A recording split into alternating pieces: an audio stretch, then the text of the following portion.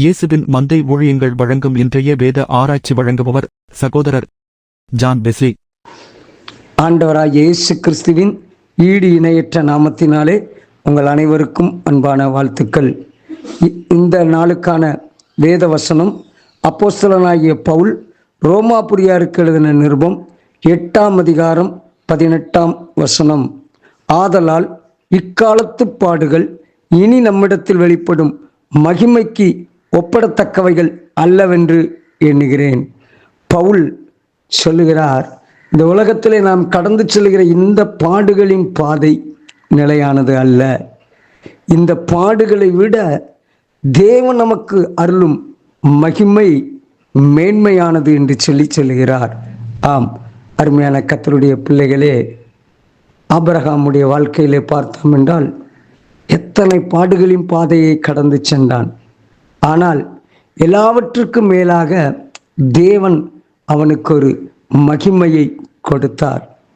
ஆம், மோசேயாக இருக்கலாம், இன்னும் எத்தனை பரிசுத்தவான்களை எடுத்துக்கொள்ளுங்கள், அவர்கள் கண்ட பாடுகளின் பாதை.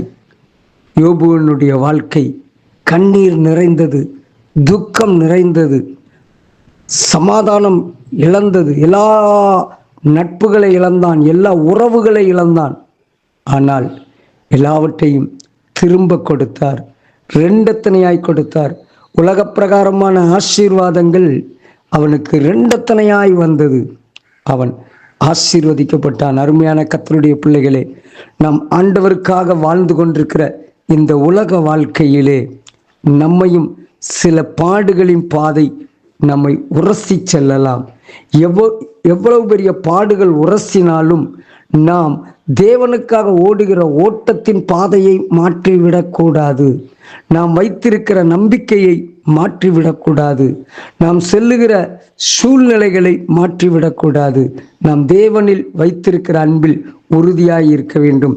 அப்போஸ்தலனாகிய பவுல் எழுதுகிறார், அந்த ரோமர் 8ஆம் அதிகாரத்திலே 35வது வசனத்திலே, உமது நிமித்தம் எந்நேரமும் கொல்லப்படுகிறோம், அடிக்கப்படும் ஆடுகளைப் போல எண்ணப்படுகிறோம் என்று எழுதியிருக்கிறபடி நேரிட்டாலும் கிறிஸ்துவின் அன்பை விட்டு நம்மை பிரிப்பவன் யார்?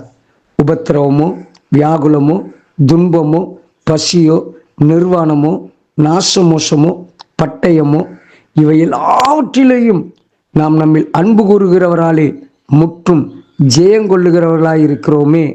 மரணமானாலும் ஜீவனானாலும் தேவதூதர்களானாலும் அதிகாரங்களானாலும் வல்லமைகளானாலும் நிகழ்காரியங்களானாலும் வருங்காரியங்களானாலும் உயர்வானாலும் தாழ்வானாலும் வேறெந்த சிருஷ்டியானாலும் நம்முடைய கர்த்தராகிய கிறிஸ்து இயேசுவில் உள்ள தேவனுடைய அன்பை விட்டு நம்மை பிரிக்க மாட்டாதென்று நிச்சயித்திருக்கிறேன்.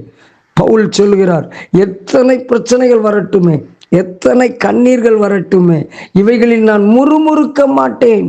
என்னை கிறிஸ்துவின் அன்பை விட்டு எந்த ஒரு செயல்களும், எந்த ஒரு சூழ்நிலைகளும், எந்த ஒரு பாடுகளும் பிரிக்க முடியாது. ஏனென்றால் வசனம் சொல்லுகிறது, ரோமர் 8:28, அன்றியும் அவருடைய தீர்மானத்தின்படி அழைக்கப்பட்டவர்களாய் தேவனிடத்தில் அன்பு கூறுகிறவர்களுக்கு சகலமும் நன்மைக்கு ஏதுவாக நடக்கிறது என்று அறிந்திருக்கிறோம். முதலாவது நாம் அறிக்கை செய்ய வேண்டும், ஏதோ ஒரு நன்மை வைத்திருக்கிறார், ஏதோ ஒரு உயர்வு வைத்திருக்கிறார், ஏதோ ஒரு நோக்கம் வைத்திருக்கிறார் என்பதிலே நாம் உறுதியாய் நிலைத்திருக்கிறோமா? ஆம், அருமையான கர்த்தருடைய பிள்ளைகளே, அவர் நமக்காக பெருமூச்சோடு, வாக்கு கடங்காத பெருமூச்சோடு நமக்காக வேண்டுதல் செய்கிற கர்த்தர் நம்மை கைவிடுவாரோ, நம்மை விட்டு விலகுவாரோ? ஆம், அருமையான கர்த்தருடைய பிள்ளைகளே, இந்த கால வேளையிலே உங்கள் கவலைகளினால், வியாதிகளினால், நீங்கள் கடந்து செல்கிற அநேக நெருக்கத்தின் பாதையினால் சோர்ந்து போய் இருக்கிறீர்களோ? சோர்ந்து போகாதிருங்கள், நம்பிக்கையோடு காத்திருப்போம். நாம் காணாததை நம்பினோமாகில், ரோமர் 8:25 சொல்கிறது, நாம் காணாததை நம்பினோமாகில் அவர் அது வருகிறதற்கு பொறுமையோடு காத்திருப்போம். பொறுமையோடு காத்திருப்போம். வரும், நம்மை உயர்த்துவார், நம்மை கைவிட மாட்டார். அவருடைய அன்பு நம்மை விட்டு விலகி விடாது. அவர் நம்மை பார்த்து கொண்டே இருக்கிறார். நாம் என்ன செய்கிறோம்?